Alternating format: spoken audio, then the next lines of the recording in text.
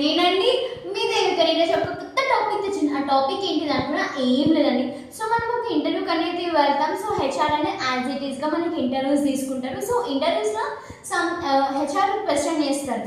So ఎవరైతే interview అనేది attend అవుతున్నారో tell me about your strength and weakness అన్నప్పుడు సో ఎందుకు అంత థింక్ చేస్తారు? వాళ్ళు అడిగేది మీ స్ట్రెంగ్త్ అండ్ మీ వీక్నెస్సే కదా. ఎందుకంత తడబడుతున్న నాకు అర్థం కాదు. మీరు మీ స్ట్రెంగ్త్ ఏదుందో మీ వీక్నెస్ ఏదుందో అది చెప్పేయచ్చు కదా. కొంతమంది ఏం చేస్తారంటే రెజ్యూమ్లో ఏదైతే వాళ్ళ స్ట్రెంగ్త్ అండ్ వీక్నెస్ ఉందో అదే చెప్తారు బట్టి పట్టుకుని. లేదంటే ముందు రోజు యూట్యూబ్లో చూస్తారు what is my strength and what is my weakness. ఎవరో చేసిన రియల్లీ మీరెందుకు యాజిటీస్ అనే మైండ్లో పెట్టుకుని అక్కడ చెప్తారు? మీ స్ట్రెంగ్త్ ఏందో మీ వీక్నెస్ ఏందో మీరే చెప్పచ్చు కదా. ఎందుకంటే మనకి first impression is the best impression కదా ఫ్రెండ్స్.